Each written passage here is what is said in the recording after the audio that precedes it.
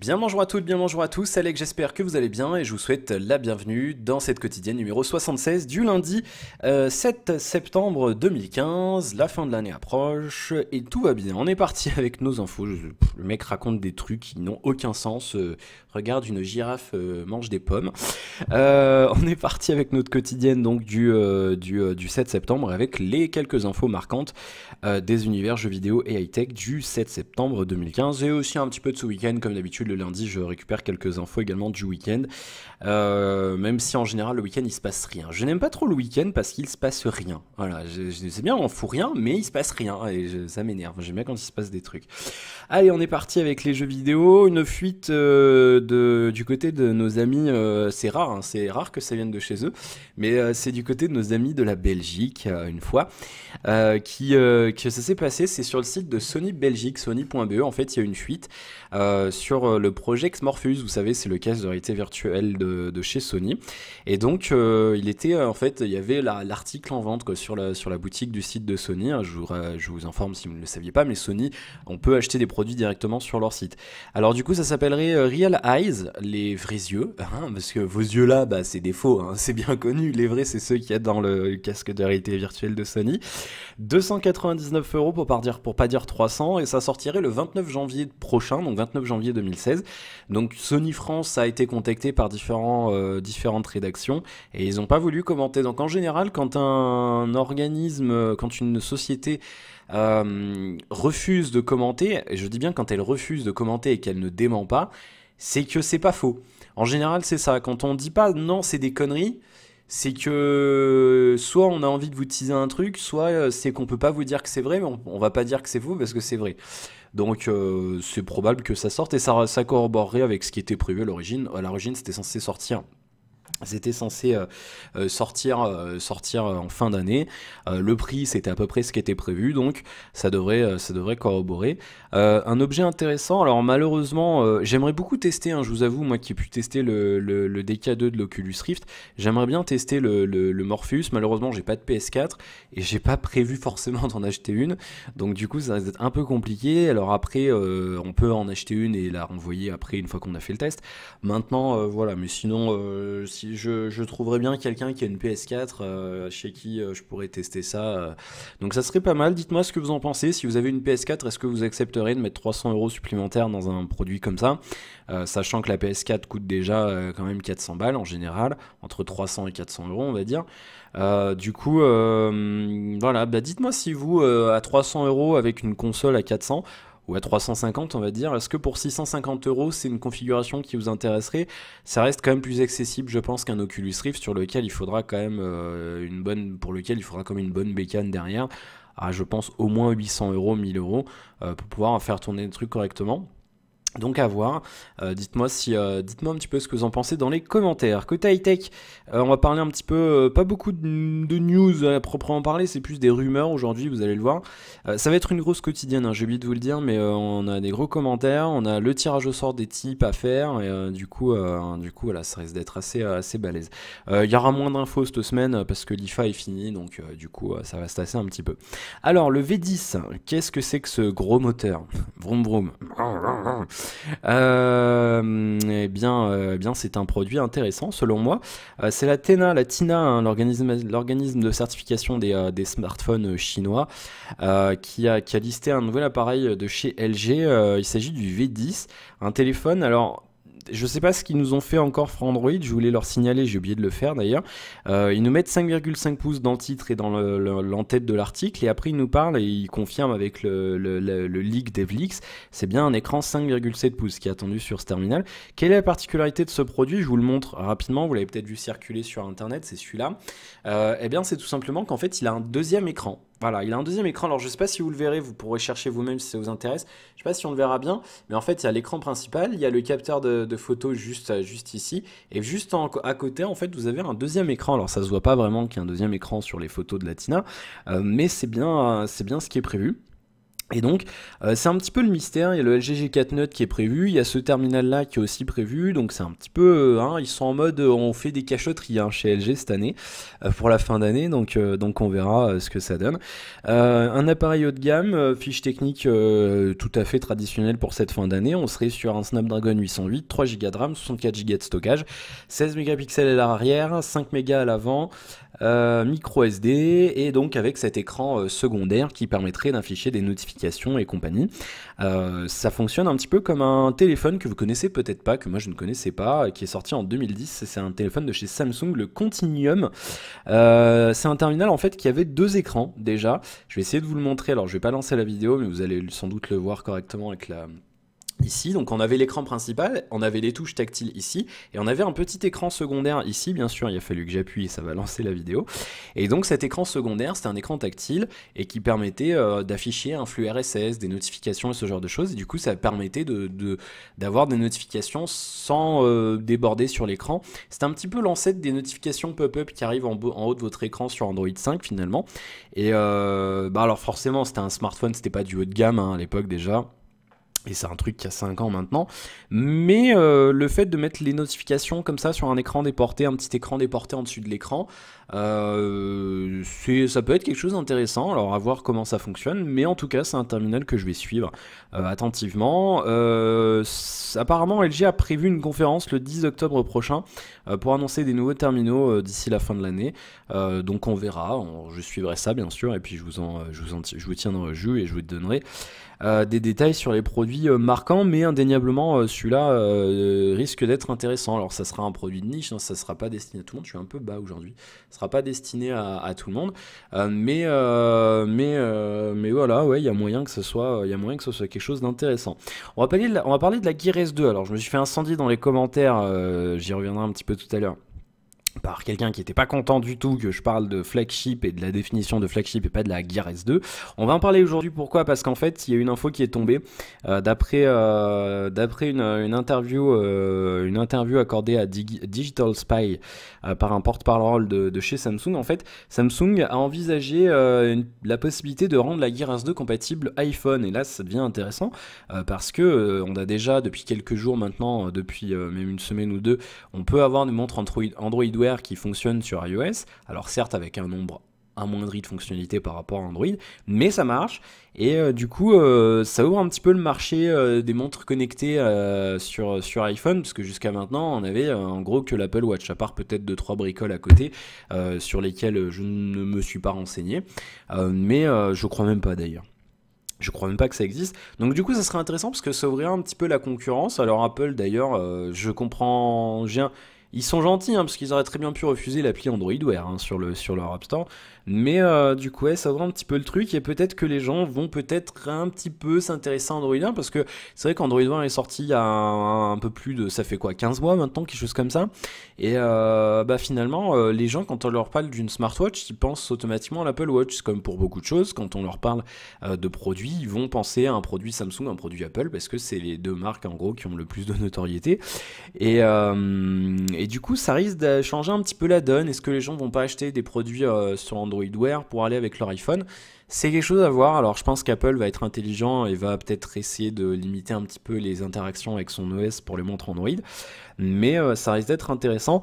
Je vous rappelle, et je vous l'informe d'ailleurs si vous l'aviez pas vu, que cette montre fonctionnera avec n'importe quel terminal Android. Son Android 4.4 ou plus, avec au moins 1,5 Go de RAM. Du coup il y en a qui se posent des questions, ils se disent merde, l'appli compatible, enfin l'appli qui rend la montre compatible, est-ce qu'elle va pas pomper un maximum de RAM, parce qu'il faut quand même avoir déjà 1,5 Go de RAM. Donc on verra, on verra ce que ça donne. Il y a deux modèles imprévus pour cette montre, mais je veux dire voilà, ça reste quelque chose de traditionnel. Exynos 3250 ou le fameux processeur des copains, le Snapdragon 400. Il y aura une version Bluetooth ou 3G, et les batteries un petit peu à chier, 250 et 300 mAh, les 512 mégas des copains et les 4 Go de stockage des copains. Voilà, tout simplement. Mais voilà, c'est plutôt intéressant de la rendre compatible avec iOS, et j'espère que ça se fera, et ça pourrait être quelque chose d'intéressant pour le marché des smartwatches, pour que ça se développe un petit peu. Voilà, Sony qui pourrait, alors là c'est bien sûr le truc, je vais faire mon petit chieur, je bois mon thé d'ailleurs d'avant, j'en fous partout parce que j'essaye de parler en même temps. Mmh. Allez, hop, on va parler un petit peu de... Je dois avoir un mouchoir qui traîne. Hop. On va parler un petit peu de Sony. Donc Sony qui, je vous rappelle, a annoncé ses 3 terminaux, et il devrait éventuellement sortir un Z5 Ultra d'ici le début de l'année prochaine, d'ici mars. C'est des rumeurs, hein, bien sûr, à prendre avec d'énormes pincettes. C'est Leaksfly, un leaker, un informateur chinois, hein, qui, je vous en ai déjà parlé, hein, qui leak sur Weibo, un réseau social chinois, qui a mentionné à plusieurs reprises l'existence de cette phablette. Alors oui, phablette de chez Fablette, attention. Elle serait équipée d'un Snapdragon 820 et elle serait pas attendue avant le mois de mars de l'année prochaine, ce qui pourrait corroborer avec l'annonce au Mobile World Congress et une sortie le mois suivant. Et un autre site, Price Pony, hein, qui est bien moins réputé, que moi d'ailleurs je ne connaissais pas. Alors eux, ils s'avancent à faire une fiche technique. Z5 Ultra, donc Snapdragon 820, 4 Go de RAM, écran 4K de non pas 5,5 pouces, non pas 6 pouces, non pas 6,2 pouces, mais 6,44 pouces, c'est grand, c'est très grand. Et une batterie de plus de 4000 mAh pour alimenter le tout, et là ça peut être intéressant. Un Snapdragon 820... Peut-être je m'avance à dire que le 810 va chier sur la 4K. Peut-être que pas, mais il en chie déjà, il chauffe énormément avec des écrans Full HD, donc je tends à prendre le pari que ça va être une catastrophe avec de la 4K. À moins que Sony ait vraiment bricolé le processeur, les dompter si je puis dire, mais... pour moi, sinon, c'est un petit peu déjà d'avance, c'est un petit peu la merde, quoi. Donc on verra ce que ça donne, et on serait toujours avec les mêmes EPN de 23 mégapixels à l'arrière, comme sur le Z5. Sony avait déjà sorti des Ultra, hein, le Z Ultra d'ailleurs qu'on peut encore trouver à la vente pour 400 et quelques euros, le Xperia T2 Ultra ou le C5 Ultra. Donc le Z5 Ultra, ça n'a rien de grotesque, hein, ça n'a rien de démesuré ou d'inimaginable. Sony n'a pas commenté, voilà, pas de rien, on n'a rien dit chez Sony, donc on verra ce que ça donne, mais en tout cas là éventuellement ça pourrait peut-être éventuellement possiblement, on sait pas, m'intéresser, mais à voir bien sûr les performances du S820, et surtout voilà, il faut que l'autonomie suive, quoi, sinon ça sert à rien. Et puis la petite info supplémentaire, si ça vous intéresse, le Oppo R7 Plus est disponible en précommande en Europe, donc partout dans le monde, dont chez nous. J'attends que la page se charge. Voilà, petite musique d'ascenseur. Je vais boire du thé en attendant. Voilà. Petit temps mort, hein, puisque nous attendons que la page charge, hein, bien sûr. La page ne veut pas charger. Bien, très bien. Internet en France, voilà, la DSL, tout ça. Ça fonctionne bien. Ça y est, c'est arrivé. Le R7 Plus qui est donc disponible en précommande. Alors... rien d'extravagant, ça reste quand même pour moi, enfin c'est mon avis, hein, bien sûr, pour moi c'est un peu cher pour ce que c'est. On est à 429 euros, ça serait livré à partir de la fin du mois. Et seule la version dorée disponible, 429 euros. Alors certes, on a un écran 6 pouces AMOLED Full HD, ça c'est excellent, mais on est sur un Snapdragon 615, on a quand même 3 Go de RAM certes, 32 Go de stockage, on a un 13 mégapixels IMX 278 de chez Sony, c'est celui qui est sur le Huawei P8, et on a un capteur 8 mégapixels à l'avant, on a 4100 mAh de batterie 4G, et c'est sous Lollipop avec surcouche ColorOS de chez Oppo. Donc c'est intéressant, on est à 429 euros, ça pourrait être un concurrent je pense au Mate 7, dans le sens où on est sur la même taille d'écran, sauf qu'on a un AMOLED, donc ça risque d'être un peu meilleur. On a la même batterie, 4100 mAh, et on a un Proco, le 615 est peut-être un petit peu moins puissant en performance brute que les Kirin qu'il y a sur le Kirin qui est sur le Mate 7. Là j'ai fait d'ailleurs là je teste vous avez eu la vidéo de déballage ce soir, je teste le Moto X Play, Et il a un 615 et sur le Moto X-Play j'ai fait 32 000 ou 35 000 sur Antutu. On est à 42 000 avec le Kirin. Alors maintenant on m'a appris, il y a quelqu'un qui m'a expliqué, il y a un historique sur, je ne savais pas, du coup je sais plus qui c'est qui me l'avait dit hein, sur une vidéo, donc merci à la personne qui m'a montré qu'il y avait un historique. Et là, non, j'ai fait 37 189 sur le test, je sais pas si vous, non, vous le verrez pas d'ici. Donc avec le 615, on est quand même pas loin des Kirin qu'il y a dans le Mate 7, et sachant qu'on a un giga de RAM en plus, c'est intéressant. Si vous hésitez peut-être avec un Mate 7, c'est un téléphone intéressant si vous n'êtes pas à fond sur les perfs, si vous faites pas de gros jeux. Ça peut être un terminal intéressant, et alors je sais pas combien il est le Mate 7, tiens, je vais aller regarder rapidement. Mais c'est vrai qu'à 425 €, 429 €, mon avis, y a moyen que ça soit intéressant face à un Mate 7 de chez Huawei, qui se trouve à 408 € sur Amazon France, sachant que là on a 32 Go, on a 1 Go de stockage, donc on en a 16 de plus, et on a 1 Go de RAM en plus. Et on a un écran AMOLED. Alors du coup, si vous hésitez entre un Mate 7 et celui-là, et que vous en fichez un petit peu des perfs, enfin le 615 est fluide hein, pour de l'usage quotidien, il n'y a aucun problème. Sur le jeu, les gros jeux 3D, ça a tendance à un petit peu être limite, mais vraiment sur les jeux les plus gourmands, hein, vous jouez à du Minecraft, ça ira. Mais je veux dire, il y a moyen que ce soit intéressant. À vous de voir, c'est un téléphone intéressant, je pense, sur le papier en tout cas, il faudra voir. C'est un terminal que j'aimerais bien tester d'ailleurs, il faudra qu'on fasse une demande de prêt. Mais il y a moyen qu'il soit cool celui-là quand même. Hein. Il y a moyen qu'il soit cool. Du coup voilà, si ça vous intéresse, soit allez sur le site d'Oppo, hein, europe.oppostyle.com/r7-plus-pré-order. Voilà, vous tapez R7 Plus précommande, vous trouverez facilement. Voilà pour les petites infos d'aujourd'hui, donc on va passer à vos commentaires. Non, avant les commentaires, on va faire le tirage au sort pour les tipeurs. Allez, juste comme ça sera fait, j'avais dit que je le ferai en vidéo, donc on va le faire. Alors j'ai fait ma liste randomisée ici, je vais aller sur random.org. J'ai juste à prendre 2 secondes, hein. Si ça vous intéresse pas, vous avancez dans la vidéo, il y en a pour 2 minutes, allez. Donc vous avancez de 2 minutes. Alors j'ai 3 clés Rainbow Six Siege à vous faire gagner. Et donc non, dès la bêta, attention, c'est pas le jeu. Hein. J'ai 3 clés bêta Rainbow Six Siege. Je m'avance à dire des choses que je ne pourrais pas faire. Et un Hitman Absolution que j'avais eu gratuit quand j'avais fait mon petit don j'avais fait ma BA, là je vous en avais parlé pour le don pour le cancer. Du coup, le jeu, vu que je l'ai déjà depuis la sortie, je vous l'offre. Voilà, ça sert à rien que je le garde, parce que je m'en sers pas. Du coup, il y a 16 tickets. Donc j'ai randomisé, hein, parce qu'il y en a qui ont plusieurs tickets. Il y en a qui en a 8 tickets quand même. Mais ça fait beaucoup. Hein. Il y en a qui mettent des sous, ça fait plaisir.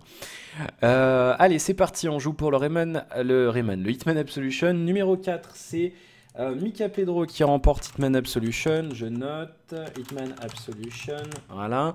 Et donc là, on va jouer pour les clés Beta Rainbow Six. À noter que c'est des clés, alors numéro 12, c'est des clés interopérables, c'est-à-dire que vous pourrez jouer sur PS4, One ou PC.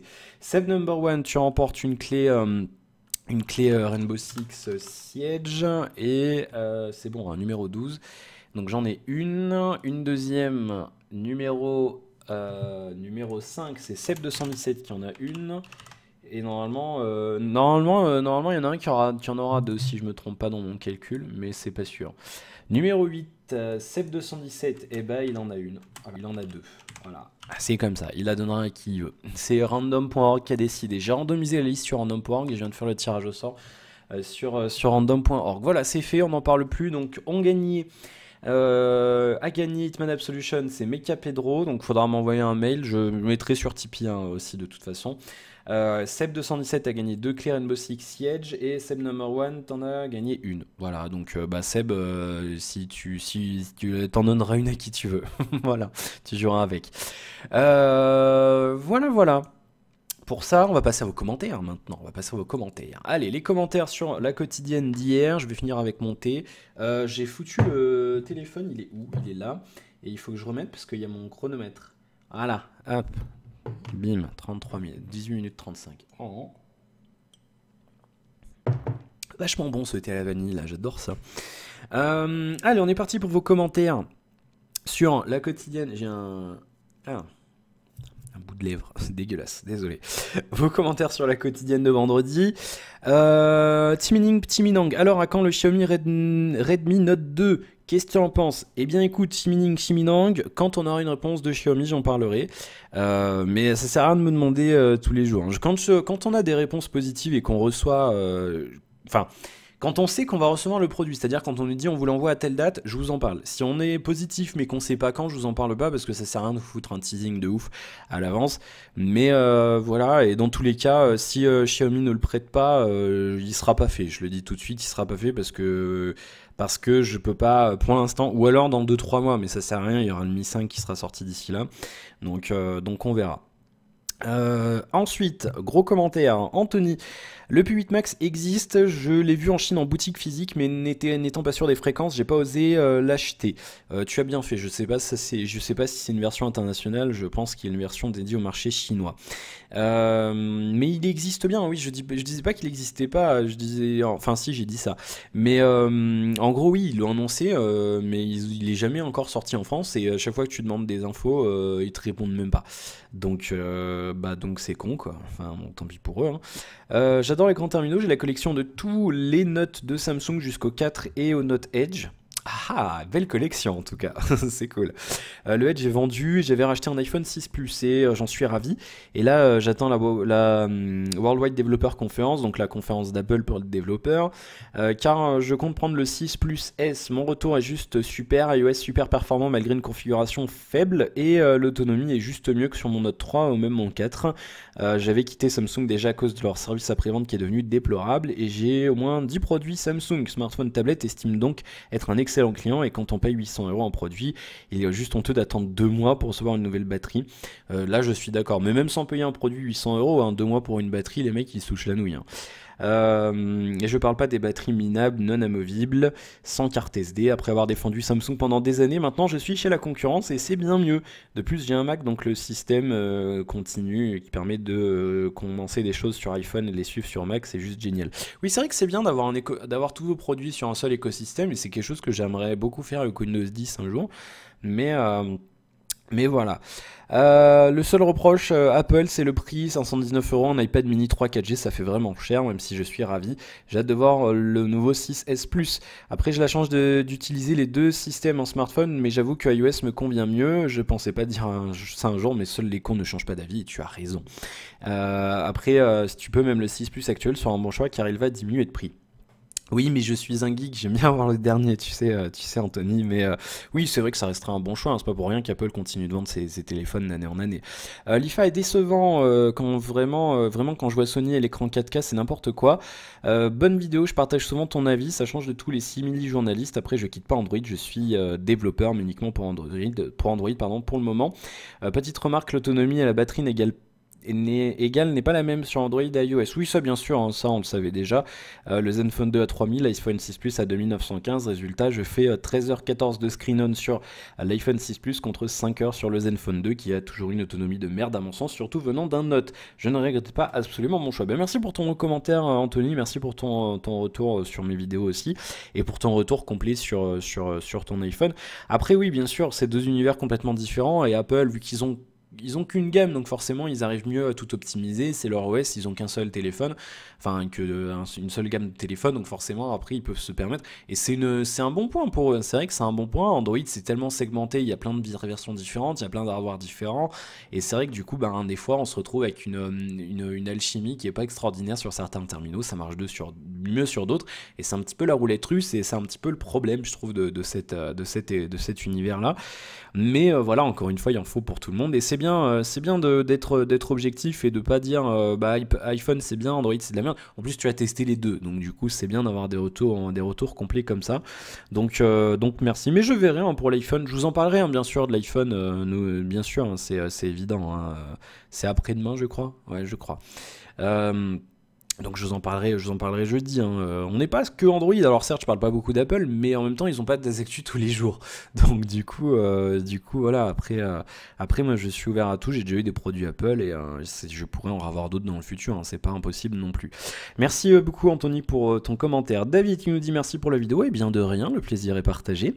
LFO, oh là, on peut dire que LG ne t'a pas fait de cadeau, hâte de voir le test du Moto X, hasta luego. Oui, non, LG, bon, le G3, j'avais vraiment été, j'ai eu un Nexus 4, j'étais content, le G2, j'étais ravi, alors le G2, c'est un excellent terminal, hein, il reste très bon. Et le G3, non, le G3, j'ai pas du tout, c'était la décadence, quoi. Donc bon, peut-être que le 4 est mieux, je sais pas, encore une fois, j'ai donné mon avis, c'est mon avis, je sais bien que tout le monde ne le partage pas, hein, mais voilà, moi je fais partie de ces gens qui ont eu de gros problèmes avec leur G3 et il faut que les gens le sachent. Quand il y a un gros problème, il faut pas que les gens se disent non, mais c'est qu'un gars, non, il y en a plein. C'est juste que les gens ne disent pas. Moi je le dis, c'est tout. Voilà. Mm. Bien, le test du Moto X. Eh ben, il arrivera normalement milieu fin semaine prochaine. Je le tournerai lundi prochain et le temps de le monter, de vous le mettre en ligne. Bah, il est cool hein, ce téléphone. Franchement, vous verrez le déballage ce soir. Bonne surprise. Je savais même pas qu'il était dual SIM. Je croyais qu'il était que mono SIM. Et du coup, je déballe, je vois dual SIM. Je fais waouh, c'est cool. Et non, une bonne finition. Alors, je regrette un petit peu. La tranche, c'est du plastique. Ça fait un petit peu cheap, surtout là, le tiroir SIM. Mais non, je pense qu'il vaut bien ces 370 euros. Ça fait cher, je trouve, un petit peu. Mais ça les vaut. Bon, ça veut rien dire ce que je veux dire. Mais d'un côté, voilà, on a un produit de qualité, ça craque pas. C'est quand même bien fini. Bon, c'est du plastique, hein, bien sûr. Sauf la partie ici, là, c'est du métal. Mais sinon, ouais, c'est bien fini. Et le 615 fait vraiment bien le boulot, hein. C'est pas le premier avec le 615 que je teste. Mais il fait vachement bien son boulot. Et on a un bel écran de 5,5 pouces avec des belles couleurs. Et non, non, c'est. D'ailleurs, il a des très, très fines bordures cet écran. Vous savez, la partie, moi j'ai le blanc là ici, la partie noire entre l'écran et le blanc, c'est même pas un millimètre. Donc c'est vraiment super agréable. C'est un bel appareil et il est très agréable à utiliser. Là, j'ai un revêtement un petit peu soft ici là. Et non, non, il vaudrait peut-être 20 euros de moins à la limite, mais ça m'aurait pas gêné de mettre 370 euros dans ce produit-là, je vous le dis tout de suite. Après, il faudra que je teste d'autres trucs, mais voilà, non, c'est un bon produit pour l'instant. Depuis vendredi, je l'utilise pour l'instant bien satisfait. Donc il arrivera, la critique arrivera la semaine prochaine. Voilà, et j'utilise un peu quand même, et puis après je vous dis ce que j'en pense.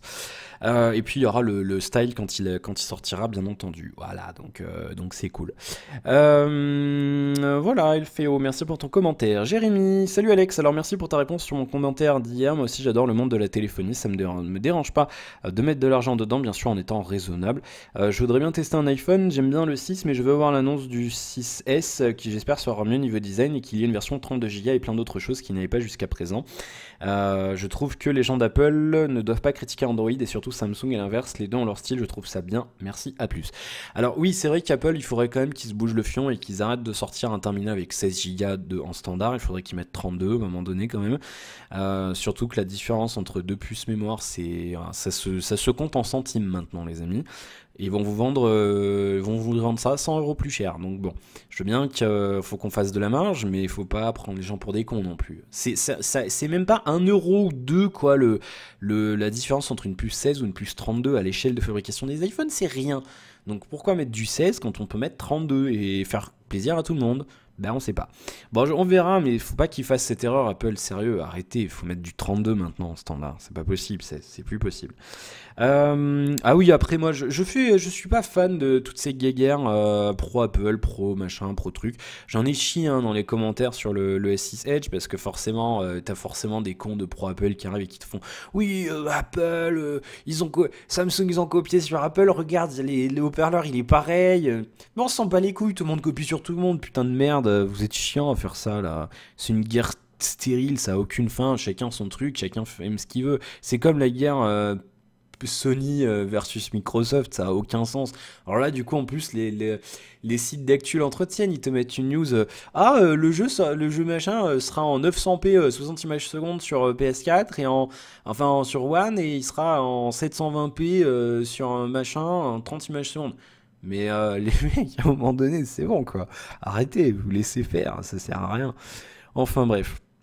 Qu'est-ce que tu veux? Les gens aiment bien se mettre sur la gueule. C'est un truc humain, je crois. Au bout d'un moment, on aime bien mettre sur la gueule de quelqu'un. On a besoin d'évacuer, des fois, c'est comme ça. Kevin, salut, renseigne-toi sur le OnePlus 2, il est super sympa. Je suis possesseur du OnePlus One, j'en suis très satisfait. Sinon, j'attends le projet ARA qui est très prometteur. Alors, Kevin, si tu avais regardé, je sais pas si tu as regardé, en tout cas bienvenue, parce que je crois que c'est ton premier commentaire, il me semble. Alors je sais pas, j'en ai parlé dans celle de vendredi, c'est possible que non. Il va arriver, le OnePlus 2, on l'a commandé, j'ai eu une invitation et il est en processing. Voilà, il est processing, il est en cours de procession. Donc de traitement. Il va arriver bientôt, voilà, on attend la livraison, enfin l'expédition déjà. J'espère qu'il part cette semaine. Normalement, il devrait quand même partir cette semaine. Et du coup, j'espère qu'il arrivera fin de semaine. Donc voilà, sinon ça sera début de semaine prochaine. Et vous aurez le déballage. Je vais essayer de vous le faire le soir même. J'aime pas trop le faire, ou sinon ce sera le lendemain. Mais il est prévu, hein, il est prévu. Abonne-toi, Kevin, et tu l'auras bientôt. Il est prévu. Merci pour ton commentaire. Anthony Juan. Hola. Salut Alex, je ne sais pas si tu connais, mais il existe une solution pour éviter que les cordes de souris, les cordons de souris ne s'abîment et également ne détériorent pas les bords de tapis. Ça s'appelle Mousse Bungee. En Chine, tu en as pour moins de 6 euros, pas de frais de douane via China Post. Et la petite astuce, toujours ne jamais prendre de livraison suivie depuis la Chine, sinon vous aurez forcément des frais de douane. Surtout avec certains DHL, c'est systématique, donc évitez absolument si vous achetez depuis la Chine. Et la plupart des sites, notamment TinyDeal le fait, ils fake la déclaration douane, genre j'avais commandé 250 euros de tablettes et téléphones l'autre fois, ils avaient mis 21 $ sur le machin, comme ça ils ouvrent pas. Voilà, ils font 20 $, hop là, on bat les couilles. Du coup, sauf si vous êtes prêt à payer la douane, mais prenez pas de livraison suivie depuis la Chine. Alors je connaissais pas ton produit. Ah d'accord, ouais, je vois comment c'est fait, ok. C'est un espèce de machin dans lequel on passe le câble, si j'ai bien compris. Et donc c'est un Mousse Bungee cord clipper. Voilà, ça ressemble à ça, il m'a mis le lien sur AliExpress. Bah, je vous le mettrai dans la description, tiens, le lien de ce truc-là. Ça peut être un truc intéressant à tester, ça coûte en effet 6 $, donc un petit peu moins de 6 euros. Et puis, sinon en France, ça coûte 25 euros. Oui, il y a Rockate qui doit en vendre des trucs comme ça, là, un machin, un bout de plastique à 25 euros parce qu'il y a écrit Rockate dessus. Alors, j'ai aucun problème avec ces gens qui achètent des trucs comme ça. Je trouve juste ça un petit peu exagéré. C'est souvent des machins, on vous vend ça juste parce qu'il y a une marque écrite dessus, on vous le vend super cher. J'ai l'impression que je suis flou. J'ai vraiment que ce soit mes yeux qui soient complètement en chaise. C'est possible. Non, ben c'est ça, hein. C'est mes yeux qui sont HS. Allez, hop. Donc, je vous mettrai le lien de ce qu'il m'a envoyé là, Anthony, dans la description de la quotidienne de ce soir. C'était pour m'en dire sur ton test de la Corsair. Merci Anthony de l'avoir mis là-dessus. Donc je regarderai, ça peut être un truc intéressant à tester. Mais c'est vrai que ouais, c'est chiant, hein.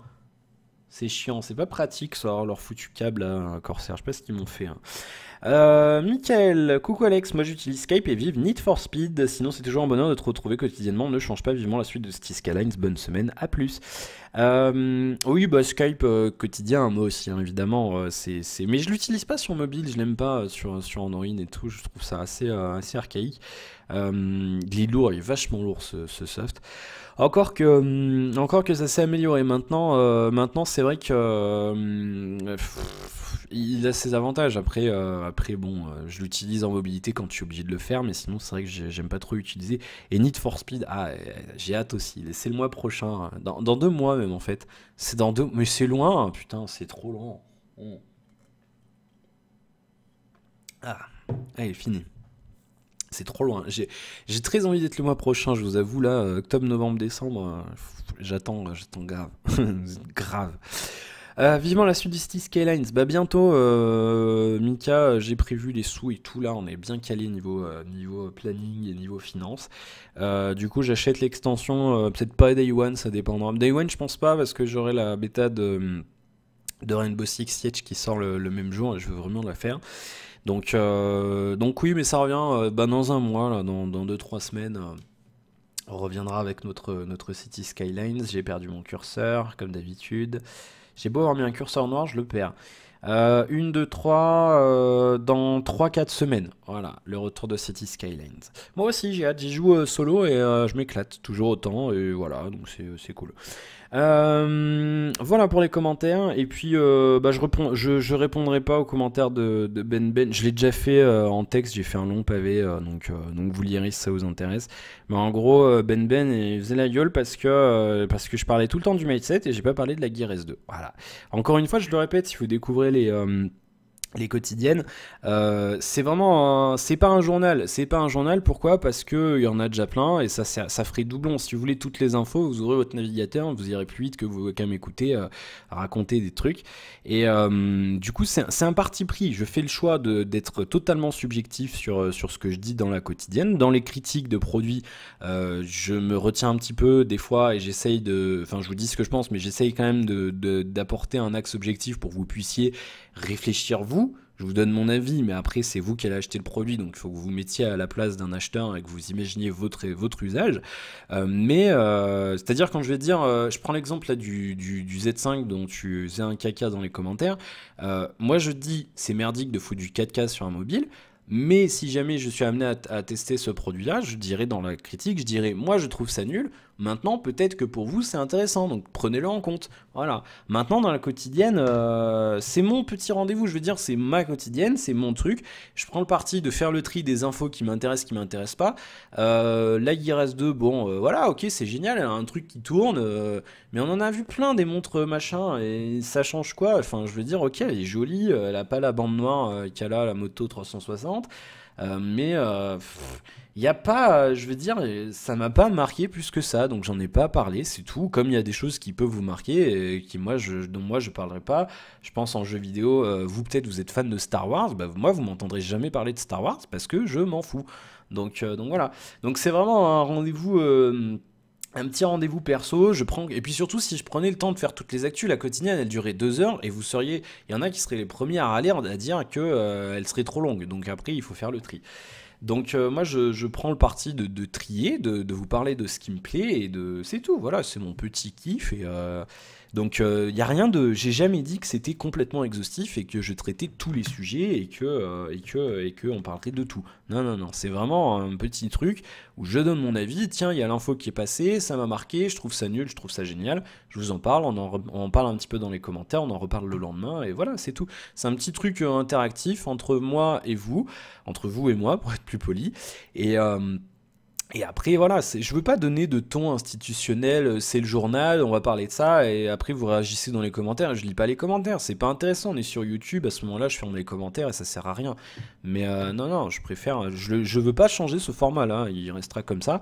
Alors après, je peux comprendre que ça plaise pas, et que des fois on passe longtemps sur un truc qui est insignifiant aux yeux de certains, mais voilà, ça fait partie du truc, et si vous voulez un truc sur lequel on passe 30 secondes par info, bah allez voir un zap, ou je sais pas, un truc style Fresh News, ou je sais même pas si ça existe encore d'ailleurs, ou un truc comme ça. Mais moi, je veux pas faire ça parce que ça existe trop et je suis pas.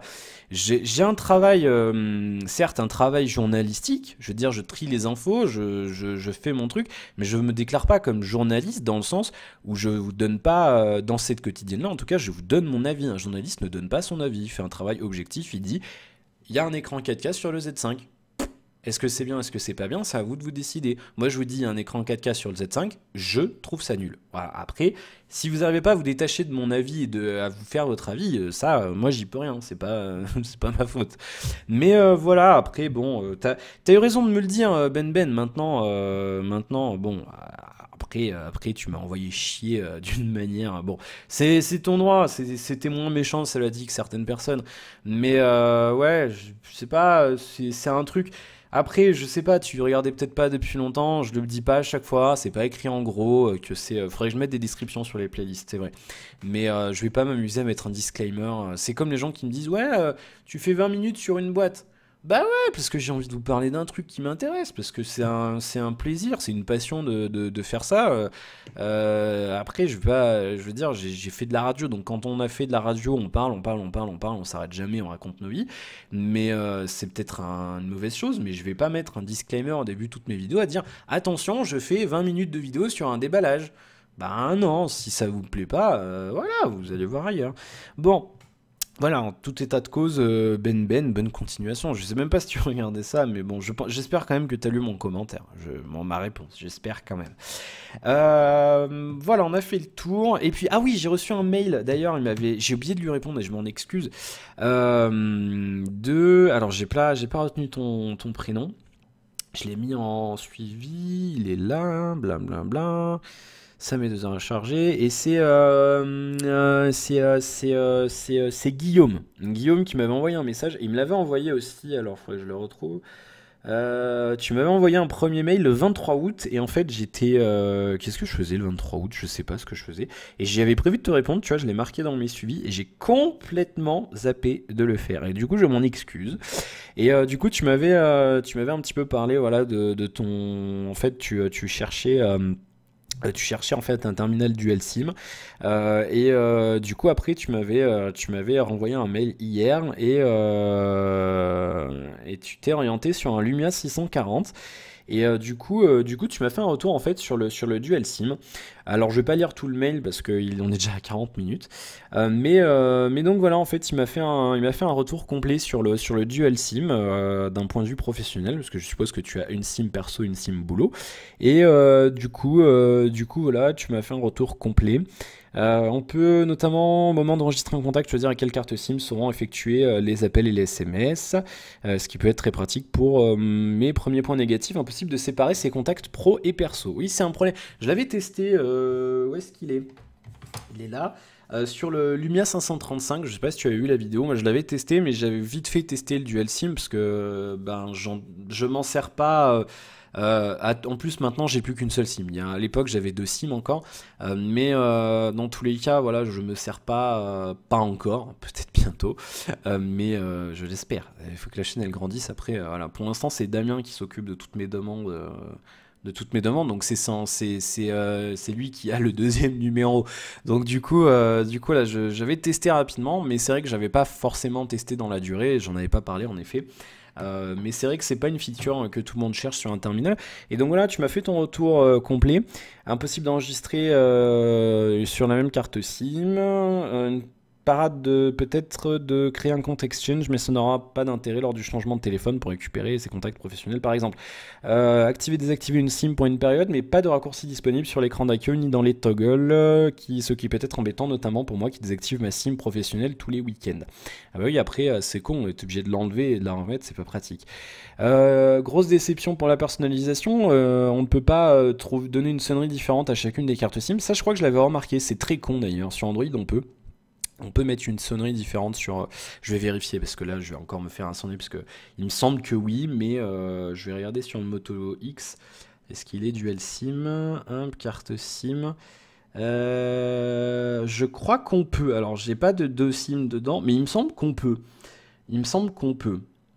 À vérifier, si vous avez un dual SIM, vous avez 2 SIM, je veux pas m'avancer à dire de bêtises, mais à mon avis, sur Android, la gestion dual SIM est quand même pas mal, hein, parce qu'on a un menu carte SIM, on a un menu, alors vous le verrez pas, on a un menu carte SIM, et après, donc on peut gérer, telle carte SIM gère ça, machin, on peut dire demander à chaque fois, ou alors, par défaut, tel machin, ou préférence par rapport à la qualité de couverture réseau, des choses comme ça. Donc en gros, voilà. Impossible de recevoir un double appel, le second entrant bascule directement sur le répondeur de manière automatique. Pas de planning d'activation-désactivation des cartes SIM, ce qui existe chez Wiko. Ça, je pense que c'est une surcouche logicielle. De base, là sur le Moto X, je crois pas qu'elle y soit. Non, je garderai pas mon Lumia 640 car malgré une intégration honnête du Dual SIM, certains points sont juste insupportables, tels que le manque de personnalisation des sonneries ou l'impossibilité d'avoir une messagerie auquel visuel. On peut jongler encore avec quelques rigidités de Windows Phone, mais les 2 points précédents, comme je le disais, sont impardonnables. Je suis d'accord, surtout quand on sait que le Dual SIM s'adresse à des itinérants ou à des professionnels 95% du temps. Comment ne pas y avoir pensé plus tôt? J'espère que ça vous éclaire un petit peu plus sur les attentes des professionnels en matière d'un téléphone Dual SIM. Alors, oui et non, enfin dans le sens où moi j'avais mon usage pro, c'est-à-dire j'avais ma SIM perso et ma SIM pro un temps, donc j'ai connu aussi le délire et c'est vrai que, mais c'est vrai que je suis d'accord, on peut pas, c'est pas très développé et du coup il n'y a pas tant de personnalisation que ça. J'espère que ce contest puisse éventuellement changer votre matière d'aborder le Dual SIM dans vos prochains tests. Si vous pouviez faire prêter un Oppo R7, je serai aux anges. On va faire une demande. Dès que le 640 trouvera preneur, je ferai peut-être passer sur un Wiko Rage, car l'investissement est bien inférieur à celui d'un Oppo R7, même si la conception des téléphones Wiko semble bancale. Je pense que si tu as les moyens, ça serait plus judicieux de passer sur un Oppo. À mon avis, en termes de durabilité, on est un cran en dessus. Par contre, le service après-vente se passera en Chine. C'est le problème. Wiko a un retour en France, même s'il les traite pas en France la plupart du temps. On voit les déconvenus, si vous êtes intéressé, je pourrais faire un retour. Avec grand plaisir, si tu fais un retour sur le Wiko, je prends. PS, vos quotidiennes sont très intéressantes et le propos je trouve pertinent la plupart du temps, peut-être pourriez-vous les publier un peu plus tôt dans la soirée. Quand j'aurai la fibre, promis, là c'est un peu compliqué, mais surtout que des fois je les tourne tard, comme aujourd'hui. Mais oui, après quand je serai, ou alors VDSL2 aux fibres, après oui, je les sortirai plus tôt. Dans tous les cas, je vous souhaite bon courage, et pour le coup, je suis dorénavant un de vos humbles tipeurs. Eh bien oui, j'ai vu, merci beaucoup en tout cas, mon cher Guillaume. Qui me vous voit, on peut me tutoyer, hein, c'est poli, c'est très poli, et moi pareil, j'ai tendance à vous voyer quand je connais pas, même sur internet, mais tutoyez-moi, hein, vous embêtez pas, on est ensemble, c'est la famille. Bon, voilà, 45 minutes de quotidienne. Je voulais revenir sur le mail de Guillaume, parce que je l'ai fait, parce qu'en plus j'avais oublié de te répondre, je voulais le faire, et du coup voilà, et tu m'as envoyé un mail hier soir, du coup je me suis dit j'allais en parler. Donc oui, c'est vrai que le dual SIM, c'est pas un truc qu'on aborde forcément dans les tests, parce que tout simplement c'est pas un truc qui est utilisé par tout le monde, c'est-à-dire y a beaucoup de gens qui s'en servent pas, quoi.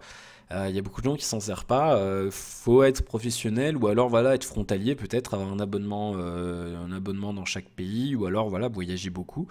Et c'est pas un truc commun, et surtout pour la plupart des gens qui font des tests comme moi, c'est pas un excusez-moi, c'est pas un truc qu'on teste forcément, parce que on peut pas forcément le faire, on n'a pas toujours de SIM, et et surtout, on n'a pas vraiment l'appréhension qu'on peut avoir, qu'un utilisateur itinérant ou professionnel peut avoir. Donc c'est un petit peu compliqué à faire, je suis d'accord. Maintenant, après, faire une vidéo de temps en temps pour dire les évolutions sur cette version d'Android avec le Dual SIM, il y a ça, c'est pas impossible, je suis d'accord aussi. Voilà, bon, on a fait le tour de cette quotidienne. J'ai passé beaucoup de temps ce week-end à jouer à The Witcher, jouer à Counter, à City Skylines. The Witcher, j'ai passé les 110 heures de jeu. Ça bombarde, hein, ça va vite. 110 heures de jeu, et je joue beaucoup. Et je suis niveau 15, et je suis encore, si vous jouez, je suis encore à Novigrad. Voilà, je suis pas encore parti de Novigrad. Donc il me reste beaucoup de choses à faire, hein, avant de finir déjà la campagne principale, et les quêtes secondaires, il y en a un paquet. Je pense faire au-delà de 200 heures sur ce jeu, et mon objectif très franchement c'est de finir la campagne principale avant la fin du mois de septembre. Je sais pas si j'y arriverai, mais j'espère que oui.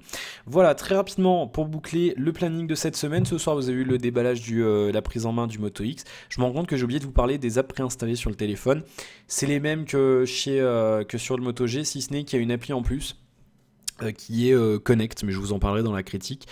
C'est pour connecter des objets connectés justement, mais sinon c'est exactement la même chose. Voilà, donc pas de fioriture. Voilà, on a fait le tour. Demain, rien du tout. Mercredi, je vous parlerai de mon écran Acer. Est-ce que Acer fait du bon matos dans les écrans? Parce qu'on sait que pour les ordinateurs, c'est pas toujours ça. Donc je vous en parlerai. Jeudi, rien de prévu. Vendredi, et toi, à quoi tu joues? Sur Daisy pour la première. Je vous parlerai donc de Daisy Standalone. Alors je sais pas encore si je jouerai pendant que je commente, ou alors si je fais des prises à l'avance et je commente par-dessus. Je sais pas encore comment je vais faire. Donc je vais y réfléchir. Si vous avez une idée là-dessus, vous me laissez un commentaire.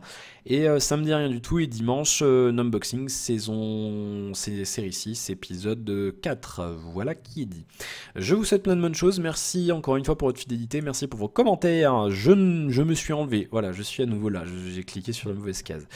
Merci pour vos commentaires. Merci pour vos tips, les tipeurs. Merci pour votre fidélité, tous les autres. Et puis je vous retrouve demain pour la suite de nos aventures. Passez une bonne soirée. À demain. Salut, ciao.